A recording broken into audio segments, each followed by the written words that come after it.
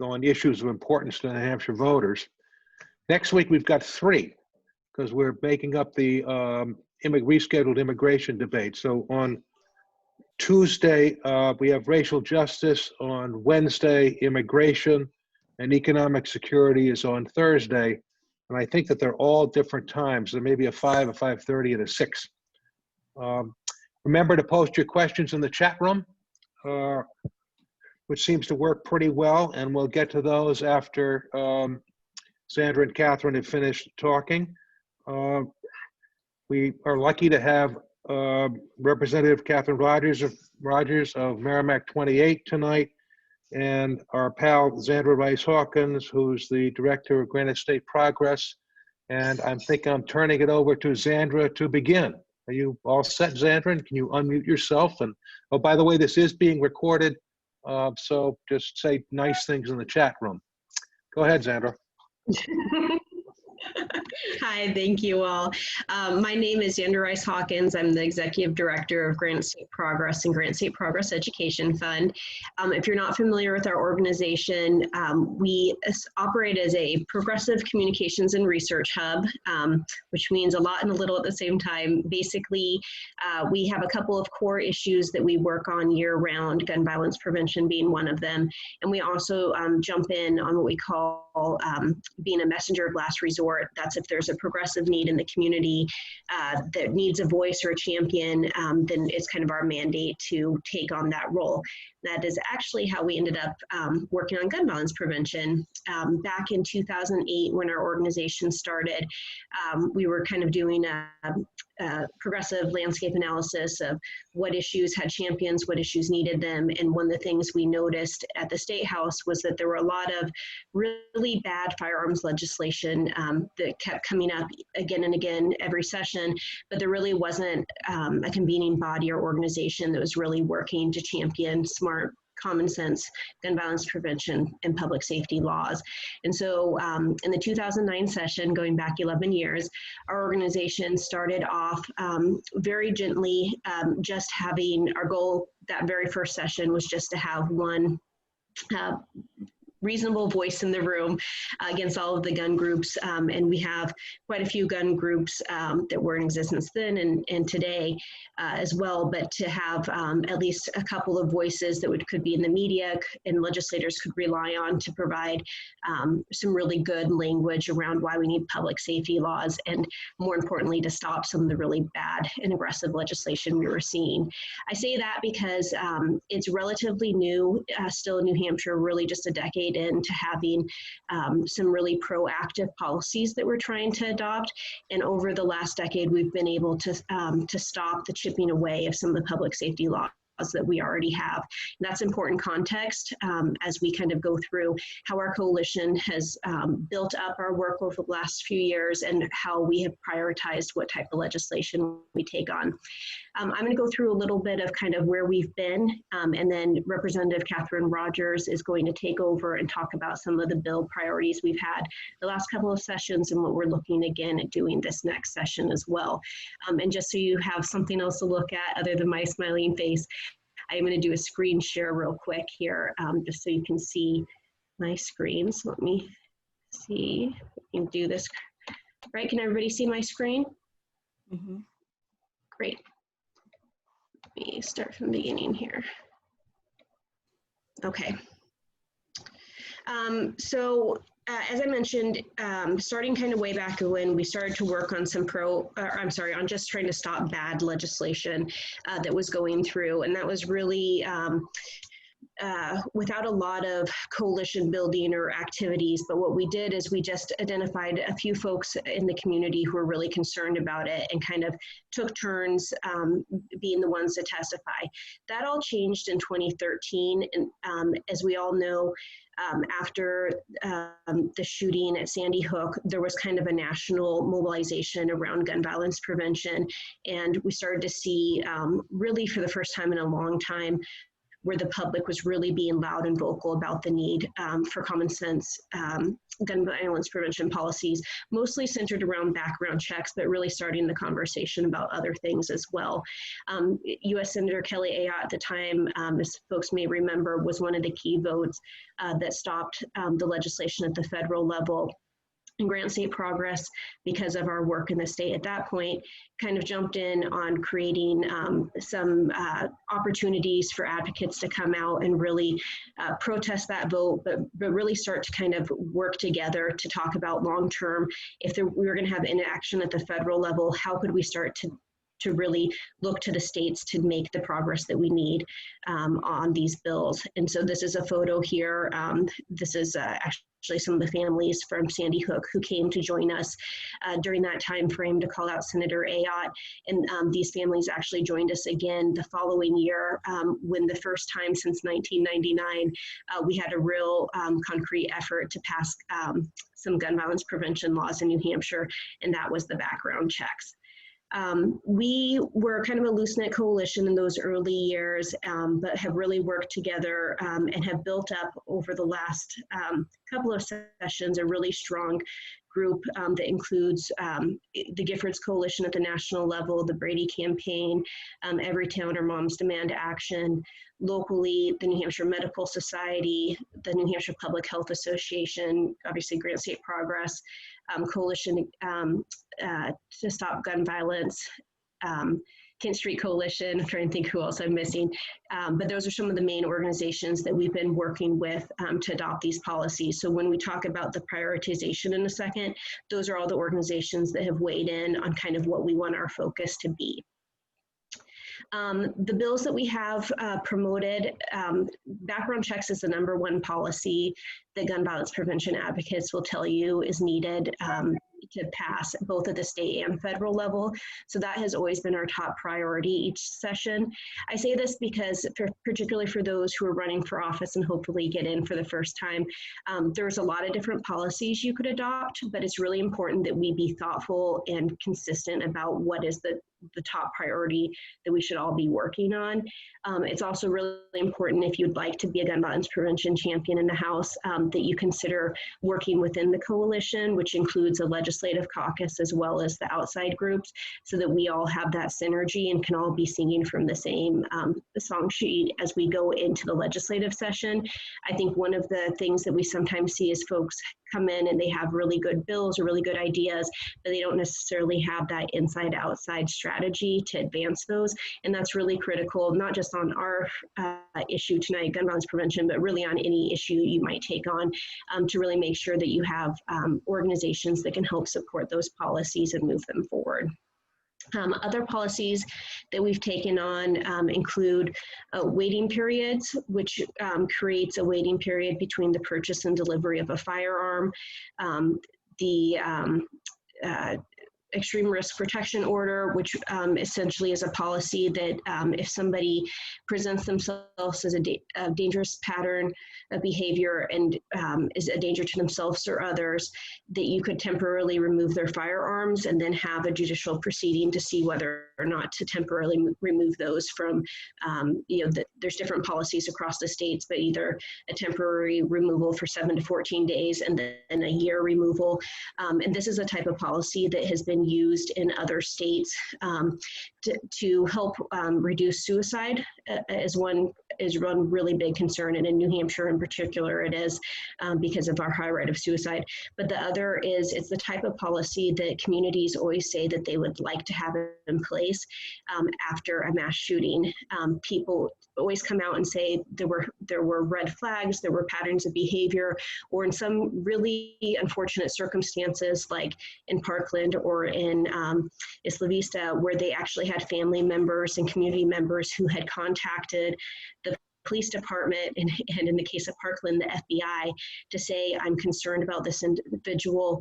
They have access to firearms and I think that they're a danger to the community. And there were not policies in place to allow law enforcement to remove access to firearms. And then as we all know, the tragedies that occurred afterwards. That policy has been adopted, extreme risk protection orders in 17 states now, signed by Republican governors, and unfortunately is the policy that Governor Chris Sununu just vetoed a couple of weeks ago.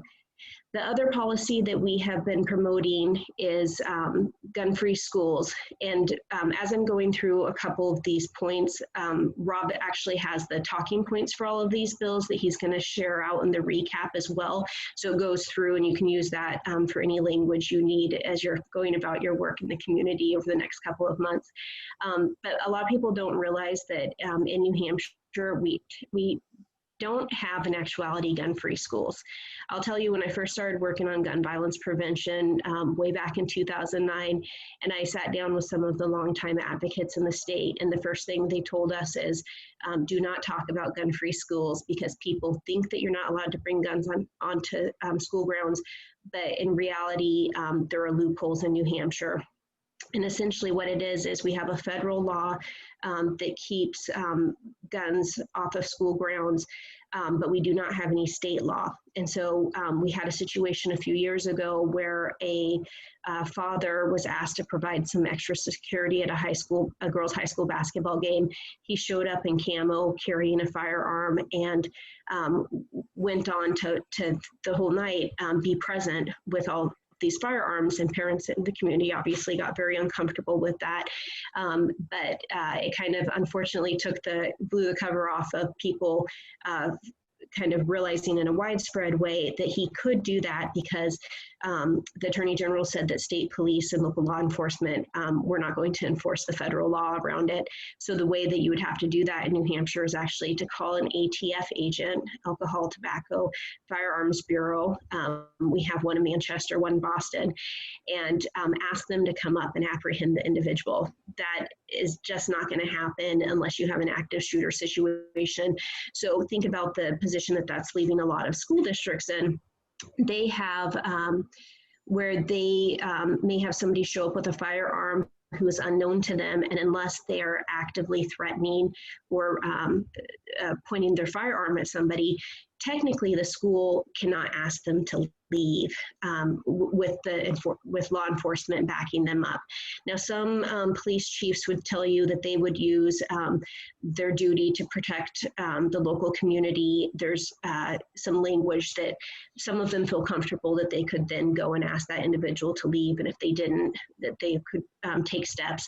Or some of them said that they would use a trespassing law. But in those situations, if it's somebody who has a valid reason to be there, say they're a parent or somebody else, then that makes it much more harder. So we're essentially leaving school officials, teachers, students with a policy that says if you see something, say something, which is the Governor Sununu's line. But at the same time, if you see something, say something. Unless we have a state law that really gives us the teeth to enforce it, there's not a lot that can be done, and we're putting our students and teachers in a really dangerous position to not have that state law in the books. So again, kind of the four policies that we really talked about: background checks, waiting periods, gun-free schools, and extreme risk protection orders. And Representative Rogers will talk a little bit more about each of those. All of those bills were vetoed by Governor Sununu over the last 2 years. But it was a historic step in the work of the Gun Violence Coalition here, Gun Violence Prevention Coalition. It was a little surprising for those of us who've been working on this for so long, but to really think about it, in 2019, it was the first time since 1999 when they implemented the Brady bill into New Hampshire, with the exception of in 2014, we passed Joshua's Law, which does have a small piece around keeping guns out of the hands of those who are domestic abusers. But aside from that, we had not had a piece of proactive gun violence prevention legislation pass both chambers and make it to the governor's desk in 20 years. And this last session, we were able to pass all four of those policies through the House and through the Senate. And unfortunately, Governor Sununu did veto those. But that's good progress, because I will tell you, when we first started this work again in 2009, New Hampshire and the nation were in such a place that we weren't even talking about proactive legislation. We were just talking about defense. 2014, when we put in the background checks bill for the first time, it was really hard, and a lot of people were nervous to talk about gun violence prevention. But here in 2020, we've got all of you on the phone tonight, and we've really built up a lot in our state and also nationally, but really here in New Hampshire, we've done a lot to kind of get over that hurdle of people being afraid to talk about public safety laws, and really to start to turn the corner on being advocates. And a lot of that's thanks to a long time work of some of our gun violence prevention champions who've never been afraid to stand out and be vocal, like Representative Rogers and others. I would also say for those who are a little bit nervous about whether or not to talk about gun violence prevention and some of your materials, in 2014, when we did do that background check bill for the first time, we heard a lot from the gun lobby that they were going to primary, to target, to really campaign heavy and hard against anybody who supported any of our bills.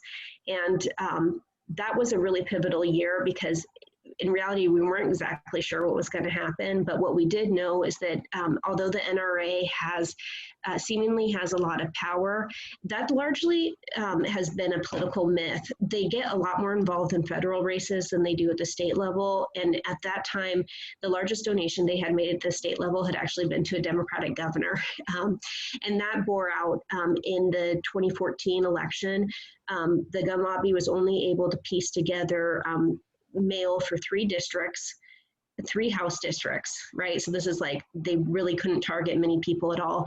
And they didn't even talk about guns in their mail pieces. They talked about taxes and other issues like that. So what that says to us, and what I think is important for all of you to know as well, is even though you'll hear threats, or you may have concerns about that, that is not the reality we're living in. 89% of Granite staters to 91%, depending on what poll you look at, believe in universal background checks. That polling has been consistent since 2012, when we first started tracking it, all the way through. And as more and more has happened over the last couple of years, and certainly after Parkland, and this is a picture of the students at the State House in 2018 rallying for gun violence prevention, we are just in a new era and a new place for being able to really push forward in a really strong way on these bills.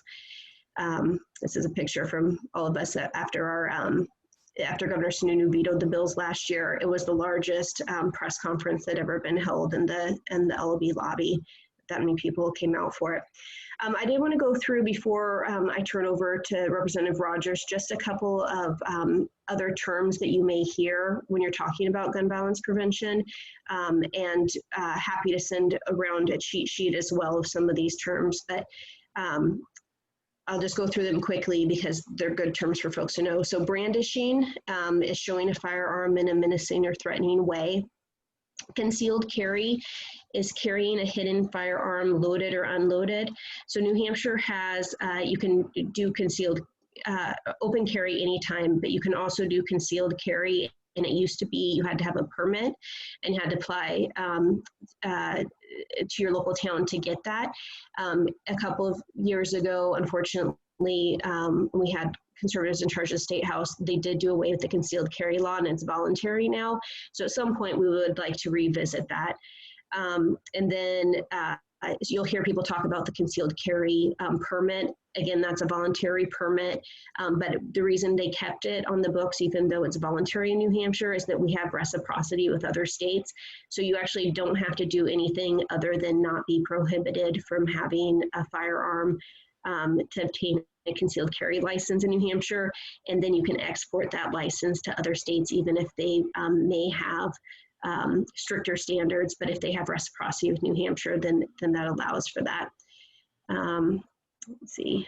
Background checks. One of the questions we get about background checks is, you'll hear folks on the gun lobby side say, well, you already have to get a background check to purchase a firearm. That's true if you buy through a gun store. So a gun store has to be a federally licensed firearm dealer, and they have to conduct a background check regardless of where they're at for it. So even if they're at a gun show, they have to conduct a background check.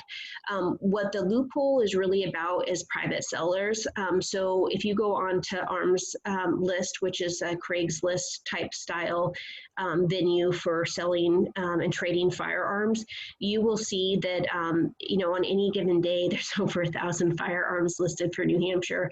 In fact, I always go on to it the morning of the background checks hearing to look and see how many firearms are for sale, and they don't necessarily require a background check. So I think it's important to know kind of how that works, because you will hear people push back and say that you already have to get one. And then a couple of these other terms are a little bit more advanced that we don't need to go through right now. But we use, if you need like a good briefing on this, Everytown, which is the parent organization of Moms Demand Action, or Giffords Coalition, which also has a whole resource of different laws from all the different states that people have enacted around firearms, are the two resources that we typically go to. And then Coalition Against Handgun Violence is another one that is a really good resource as well. And with that, I will say that besides the coalition, a couple of years ago, Representative Rogers, who's been a longtime member of the coalition, started the Gun Violence Prevention Legislative Caucus as well. And so I will turn it over to her to talk about how we've prioritized legislation through there, but would encourage folks going forward, if you'd like to be a part of these activities, to either join the Gun Violence Prevention Coalition, or if you're in office, to definitely join the caucus, because we do all of the activities together through those two groups. And it's really been how we've been able to build power and start to move forward. With that, I'll turn it to Representative Rogers. Thank you. Hello. I'm not sure there's anything left to say. Zandra pretty much covers everything. We started a couple years ago a legislative caucus to deal with gun violence prevention, and so that we could work jointly instead of having everybody put in the same bills and put in competing bills. We decided that we better to do a limited amount instead of doing 20 or more gun bills each year. We polled members of the delegation in the House and various folks to see what would be the most productive. And we came up with, as Zandra said, 4 bills that are the priority legislation. Number 1 being the background check bill and the wait period bill, the school zone bill, and the ERPO bill, or the red flags bill, it's sometimes called. And those have stayed as being the bills that we put in generally in the first year of any session. This year, where 3 of the bills were vetoed in the first year, the red flags or the ERPO bill didn't make it through the first year, so that was held over. Where they were vetoed, we were allowed to have a second bite at the apple, as they say. And so each of those bills were put in a second year, and the governor got a chance to veto the bills twice. So we thought it would be good to have him on record showing he really didn't want to have safety in mind. So we went with them again. But traditionally, we would put those in the first year, and then the second year of the session is when we would look at other bills to go to. We talked about doing an assault weapons ban. We've put in bills having to do with insurance liability. We've put in bills, I actually had Al Baldessero, who some of you might have heard of, actually co-sponsored a gun safety bill with me. And he was ridiculed by his peers in the gun movement on that as well, and it didn't pass. But what we try to do is meet prior to the time when bills are drafted, which we will be meeting in a couple weeks, to do that. And any of you running for office are welcome to come join us and be part of this. I think there's going to be a memo going out from the Democratic office to everybody running if they want to be part of it. And we ask for everybody to have some input into it. And we ask for people to work collectively, since it's better instead of, as I said, having competing things going on. I want to go through each of those bills, but first what I'd like to do is bring up something that's important. One thing that's really important in all legislative actions, but more so in gun violence prevention than I think anything, is the nomenclature of all of it. And there's some do's and don'ts. We lose in this area big time to the gun lovers, shall we say, in that they beat us up on social media quite convincingly. And it's because they have a way of making us answer to them. they put us on the defensive always. And so we've tried very hard over the last couple of years, as a result of some polling that's been done by and large by the Giffords Group. We've known a few things and found out a few things. So some do's and don'ts about talking about gun violence that I want to put out there and ask people to think about. First and foremost, I hope everybody listening tonight never ever in the rest of their life ever uses the phrase gun control again. Never use that. That immediately puts people off edge. Instead of gun control, talk about gun violence prevention. Just never even think about the word gun control again. Secondly, we need to talk about reducing crime, reducing gun violence prevention, preventing gun tragedies. Instead of attacking the NRA or the Second Amendment, attack the gun lobby. That registers with people much better than the NRA. There are still people that remember learning how to shoot with the NRA. They remember Eddie Eagle, the cute little cartoon character that taught them how to learn about gun safety, and the NRA. So the gun lobby is much safer to talk about. We need to talk about key facts that are, what were the victim numbers? How many people died? How many people are saved by background checks? How many people are saved by wait periods? What can ERPO do to save lives? Key facts are really important. Don't let the gun people pull us off by talking about terrorists, talking about not all gun violence is just people that are mentally ill. Use statistics to divine the problem and reveal effectiveness of the needs of common sense laws. Talk about closing loopholes. You heard Zandra talk about the loopholes that are in the federal background check. We need to talk about stronger, responsible, and commonplace gun laws. Those are the kind of things we need to do instead of talking about what the gun lobby wants us to talk about. They are always very, very good at pulling us off message. When you go to hearings, it's important no matter what they do. If they show up with pearls, don't talk about the pearls. That doesn't part of our message. Our message is what the bill is. If you testify and they kick your chair, ignore it. Let them do that. If you go to testify and there's your picture next to a swastika, ignore it. That's not what you're there to talk about. If they send you nasty things in the mail, ignore it. You're not there to talk about it. They are capable of all of this. I have gotten some of the most charming voice messages on my phone. They've talked about my little dog. They've talked about what I look like. They've talked about my hair. They've talked about my weight. They've talked about what I wear. They've talked about my heritage, that I didn't even know about some of those things. They've taken me to court. They've given me a criminal record because I touched one of their faces. So all of those things, whenever we talk about anything they want us to talk about, that's 5 seconds. We're not talking about how many lives are saved by background checks. So if you want to get involved with this issue, if you want to testify, if you want to co-sponsor or sponsor a bill, be forewarned. The gun lobby will go after you because they want to be able to pull you off message. They are the lowest of the low. They are capable of doing anything in the world. So my advice is ignore them. They're bullies. How do we treat bullies? We ignore them.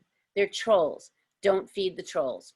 So on social media, never respond to what they say. Respond with what your message is. So when they go after you, if you go in and you're there testifying on a background check bill and you get you send out a tweet, let's say, and they come back and say, well, Gary Woods, you're ugly. You wear glasses and you're stupid. You ignore that and you come back and you say, since the inception of background checks, over 118 million applications for firearm transfers or permits were subject to background checks. And during that time, 2.1 million applications, or 1.8%, were denied. That's how you respond to them, because that pisses them off, because that's a truthful fact, and they're incapable of telling the truth. You talk about, since the inception of that bill, how many people have been thrown out. A felony conviction or indictment was the most common reason to deny the background check. 63% of those background checks were because of felony indictments. In the state, 50% of them were denied because of that. Domestic abusers, 15.5% were denied because of domestic abuse. 13.2% in New Hampshire were denied because of domestic abuse. And so if they come back and say, you know, hey, I'm sorry, but Zandra Rice is the mother of Rosemary's Baby. She comes back and says, nope, I don't care what you say, but 13.2% of the background checks in this state were denied because they were domestic abusers. We don't play their game, we play our game. And we talk about, that's why we need background checks. Yearly in New Hampshire, we conduct over 150,000 background checks to keep guns out of the hands of felons, domestic abusers, and other prohibited persons. But in New Hampshire, commercially advertised guns can still be sold through private sales at gun shows, online, and through classified ads. So we need to stop that. And if we don't stop it, more people are going to die. The other thing in New Hampshire that people don't think about, you'll hear people get up and say, oh, well, New Hampshire, we don't have any crime. We haven't seen any major killings. We haven't seen a school shooting. Well, but did you realize New Hampshire is one of the biggest exporter of crime guns? That means people come up here and they trade drugs for our guns. So people come up here, give us their drugs, take our guns and go to Massachusetts or Maine or New York or the Caribbean or Brazil, and they use our guns to commit crimes. So I guess it's okay. As long as you don't commit the crime here, who cares? That's the attitude that our gun lovers have about the gun bill, the background check bill in New Hampshire. So the background check bill is really key. We come closer every year. I was one of the people that was crazy this year. I thought maybe the Governor Sununu's heart would grow like the Grinch and he'd let it become law. Because Governor Sununu, when he was running for governor the first time, we have a film clip of him saying he supports background checks. Right, Zandra? Zandra has it and she showed it on their site. He said he supported background checks. I, silly me, thought, gee, he said it, he's going to let it go through. Well, he didn't. And he didn't even write separate veto messages for the gun bills. He did them all with one veto message. He couldn't be bothered to take the time to veto them separately. So we're going to come back at him. And I said, we'll keep pulling this forward. I will put this bill in until the day I die or they throw me out of office. My opponent is the same opponent every year. He says that I have all the guns in my attic. Well, I have a secret for him. They're not, they're actually there, but Representative Schultz helps me carry them up there. So we're going to keep collecting them and doing it over and over again. The other bill we have is, as we said, the wait period bill. The wait period bill, simple bill, it just would require 3 days between when you purchase the gun and when you can take it home. Well, if you need it in those 3 days, if it's that urgent, you're up to no good. Statistics show us that in the wrong hands, the presence of a gun dangerously increases an impulsive act of violence, especially suicide. And we have statistics that show in states where there's a wait period, suicide rates go down. We also have seen a state, I'm blanking at the moment, it's South and North Dakota. I apologize if some of you are from one of the Dakotas, but they had the bill and then they rescinded the bill and their rates of suicides went up again. We all know that you're apt to be much more successful committing suicide with a gun than you are with a knife or hanging yourself. If you put a gun to your brain and pull the trigger, the odds of you succeeding are much higher than if you slit your wrist or that you hang yourself. It's a very good bill on suicide prevention, but it's not just that. There's many other ways that it helps. We want to pass that bill, and again, the governor couldn't come up with only one veto message to veto that and background checks. So we're going to put that forward over again. The red flags or the ERPO bill that it's called, and I know that we want to say ERPO and not red flags. So that's, but people know it is both. We struggled to get that through the House. Somehow or other, the folks that in our state are the gun folks have taken this to mean that it's going to stop people from being able to protect themselves, that they need that gun, that that's going to take away their protections and so forth. So that's going to be a constant fight. But that's been shown again in other states as a protection for people that have mental health problems. It's shown time and time again. The police support it, the mental health community supports it. There are the provisions in there that have made the mental health community feel better about it. Initially, they did have some concerns, but the bill has got things in there to protect people. The fourth is the school bill. We all know that when you bring a gun into school, that's not a good mix. It doesn't help things. Our gun friends tell us, gee, we're just bringing a rifle into school because we like to have it. And why don't you want your kid? When I was in school, I brought my rifle to school. Well, if you want to go hunting after school, so you make that little extra trip to go home first and get your rifle. I think that we've had enough school shootings in this country to understand that that's important. But for those of you that aren't in the legislature, to give you an example, I make it a point whenever there's a school shooting, I go up to the well and talk about it. Well, when I went up to talk about the anniversary of Columbine the last time, I got booed because I talked about it. And the way I approached it was not about the shooting. I talked about, isn't it sad that this is the anniversary and nobody even mentioned it on the news? And they booed me for that. So our legislative audience is a little skewed, shall we say. But to show you how strange our legislators are, they went after a bill this year that Representative Cushing put in that was a bill to talk about the abuse of the elderly. It was a bill that basically would give elderly folks the right to have a restraining order, just like domestic abuse victims have now. It would have extended it to the elderly if there was elderly abuse going on. The gun lobby decided this was an anti-gun bill, that if the older people, if grandma was being abused, that you shouldn't be able to take the gun away from the person abusing them. And they thought that that was taking away freedoms. This was not a gun bill. This was an abuse bill, and the gun lobby turned it into a gun bill. So they turn anything into a gun bill, folks. So that's why I mentioned the nomenclature is important. How you phrase anything is key. But I think my message to everybody here is that we need to be very strong. Kent Street folks that have gone to the State House and lobbied for our gun legislation have been wonderful. They understand that the words are important. But unlike almost any other issue that we talk about in politics today, words are so key to this issue. Never, ever, ever say gun violence again. Never say gun control. Gun violence is okay, but never say gun control. Always talk about gun violence prevention. And never respond to what the gun lobby says. Keep on our message. When you go to a hearing, when you're at something talking about it, if you're going to tweet, if you're going to be on Facebook, if you're going to be on Instagram, any kind of social media, have your message written out ahead of time and stick to it. You can respond to their message using our message. Never respond to their message. They are very good at what they do. They are taking direction from the NRA, and we've all seen in the last week what the NRA is up to.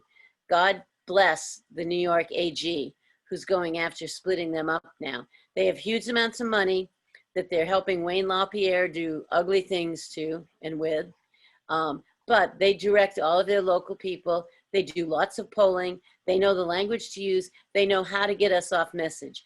They want us to talk about the silly little things they do. They don't want us to talk about how many lives can be saved by the legislation. They don't want us to talk about how people are dying because we don't have common sense legislation. And they don't want us to talk about the polling information that shows that throughout New Hampshire, even in the North Country, in the western part of the state, in the most rural parts of the state, 89% of the population supports background checks. 89% supports ERPO, supports the school bill, supports the wait period. So if anybody says, oh, my district doesn't like it, they do. They like common sense legislation that stops gun violence. And we need to keep talking about that. So always talk about common sense gun violence prevention, and people will be with you. Never respond.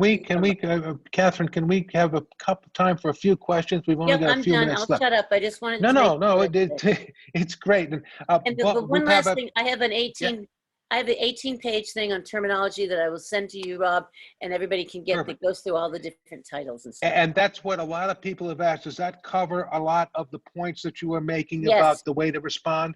Great. Yes.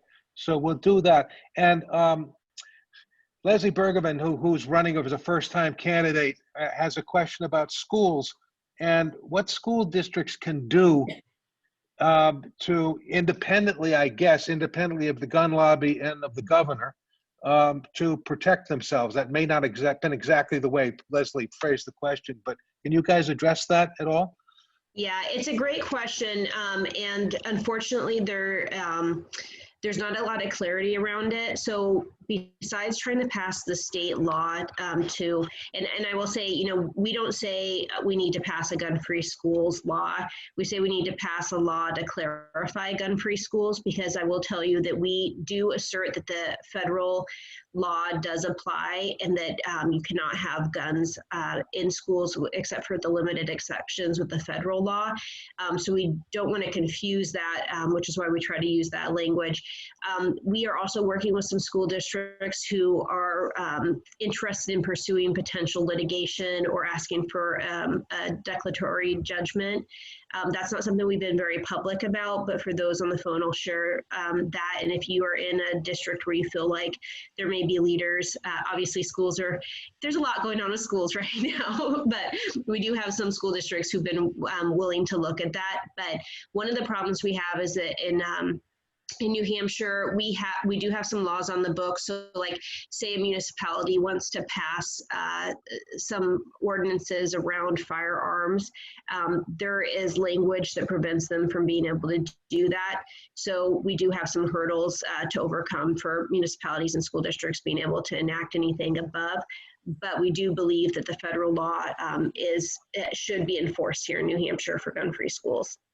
Can you talk a little bit, Zandra, about, and Katherine also, about what the Concord High School kids have done and other high school kids have done after some of the shootings, and how they've come together and you know what I'm asking. I'm not asking it very elegantly, but you understand what I'm saying, right? I'll share that so the March for Our Life students set up chapters at a couple of the schools, Concord High being one of the big ones. And we did have an active group of students who were meeting basically right after Parkland through basically a year and a half out. That has fallen apart a little bit, unfortunately, because a lot of our leaders were juniors and seniors, and some of our younger classmen weren't quite in a position to lead on that, but we are hopeful we can pull back some of those students. But they did do a lot besides the major rallies that people saw outside their schools and at the State House. Those students, and they were called the Social Justice League, and they met with us regularly, every couple weeks throughout that spring and summer. They also hosted great things, like in 2018, they hosted a back to school press conference and rally at the State House. And I have to say, these kids are so well spoken, just like the students out of Parkland, right? Like, so well spoken, so knowledgeable, and so willing to say what needs to be said about, who's standing where on issues like this. But they got asked in that press conference, well, we haven't had any major school shootings in months now. What do you say to that? And I think for any of us, we'd stop for a second. The students just right away were like, school's been out of session.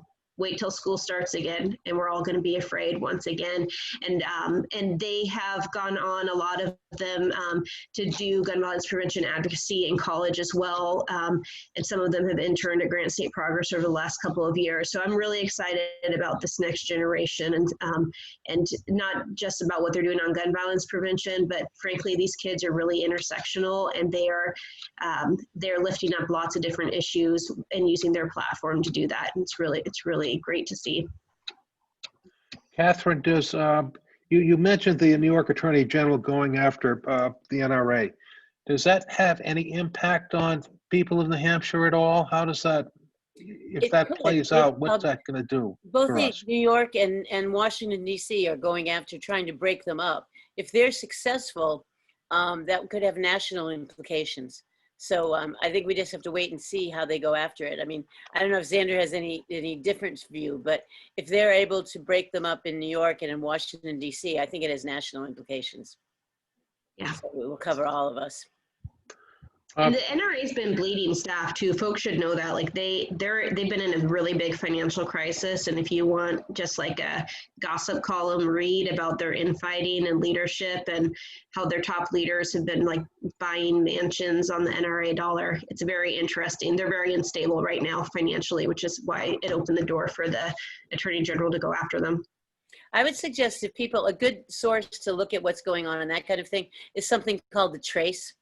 Online. It's got great information about all kinds of gun facts, but they keep a really good watch on the NRA. And actually, they're the ones that started this whole thing through an investigation of NRA.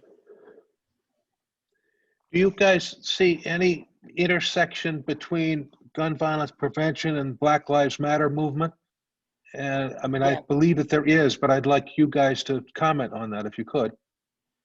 Either one. I think that there's a lot of commonality there. I mean, it's as with any groups, there's individuality, but there's a lot of commonality because obviously a lot of the violence that's happening in cities like Chicago and New York is through the gun laws and so forth. So I think that you see that Black Lives Matter has been greatly involved with a lot of the gun violence prevention movements around.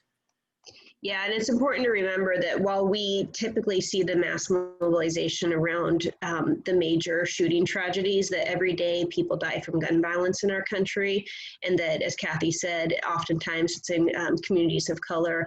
And again, going back to the Parkland students, I think one of the things that I really appreciated is that when they did their national tour and they came to some of the communities that have been really hard hit, they stepped back from the platform and actually asked students of color to step forward and talk about their experiences, again, trying to amplify and give some of that attention, because everybody's captured by the mass shootings, the school shootings, but the reality is that a lot of communities are dealing with gun violence each and every day. And statistically, actually more lives are lost by gang killings and killings in the inner cities in the communities of color than by the mass shootings. Yeah, Diane Short, Representative Short points out that the NRA has had a pretty steady drop in dues paying in recent years, which I guess this crowd would think was a good thing. So I think that we're now 5:50, and I think I'd like to thank everybody and wrap it up. Next week, we have 3 Zooms on Tuesday, Wednesday, and Thursday that are all preludes to get you guys excited about the Democratic Convention, which is also next week, and we'll pick us up right after that. We've been asked to be the preview for them, get everybody pumped up like Ed McMahon used to do. So we'll see you next week, and thank you very much to Representative Rogers and Zandra. And we'll post the recording of this particular Zoom. I think it's been very helpful. Thank you all.